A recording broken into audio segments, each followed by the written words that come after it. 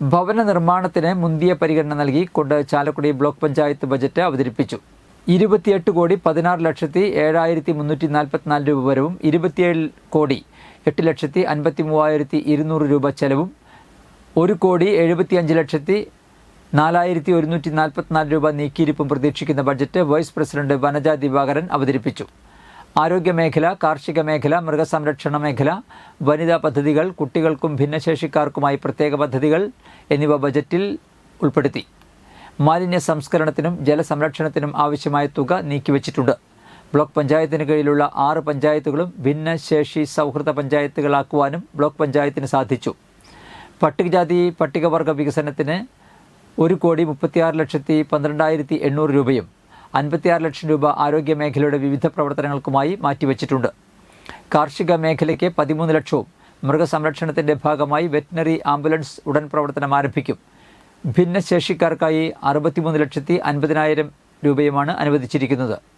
വനിതാ പദ്ധതികൾക്കായി 2 കോടി രൂപയും ശുചിത്വത്തിനും മാലിന്യ സംസ്കരണത്തിനുമായി 40,38,500 രൂപയും ജലസംരക്ഷണത്തിനും 40,38,500 രൂപയുമാണ് നീക്കിവച്ചിരിക്കുന്നത്.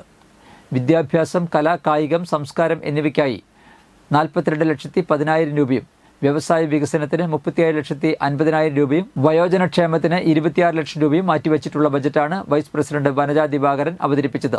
പ്രസിഡന്റ് വേണുകണ്ഠനമഠത്തിൽ, സ്ഥിരം സമിതി അധ്യക്ഷന്മാരായ PK Jacob, CV Antony, Beena Raveendran, secretary Pradeep PG തുടങ്ങിയവർ സംസാരിച്ചു. ചാലക്കുടി ബ്ലോക്കിലെ എല്ലാ വിഭാഗം ജനങ്ങളിലേക്കും വികസനത്തിന്റെ വിഹിതം എത്തുന്ന ബഡ്ജറ്റാണ് സസന്തോഷം അവതരിപ്പിക്കുന്നത്. സുസജ്ജമായ ആരോഗ്യ മേഖല, മാറ്റങ്ങളെ സ്വീകരിക്കുന്ന കാർഷിക മേഖല, നൂതന സൗകര്യങ്ങൾ പ്രാവർത്തികമാക്കുന്ന മൃഗസംരക്ഷണ മേഖല, 2 കോടിയിലധികം നീക്കിയിരിപ്പുള്ള ഭവന നിർമ്മാണ പദ്ധതികൾ, 1/2 കോടിയിലേറെ രൂപ നീക്കിവെച്ചിരിക്കുന്ന വനിതാ പദ്ധതികൾ, കുട്ടികൾക്കും ഭിന്നശേഷിക്കാർക്കുമായി പ്രത്യേക പദ്ധതി. എല്ലാവരെയും വിളിച്ചുകൂട്ടി എല്ലാ ജനപ്രതിനിധികളെയും സാമൂഹ്യ പ്രവർത്തകരെയൊക്കെ വിളിച്ച് ഇത്തരത്തിലുള്ള കാര്യങ്ങൾ അറിയിക്കുക.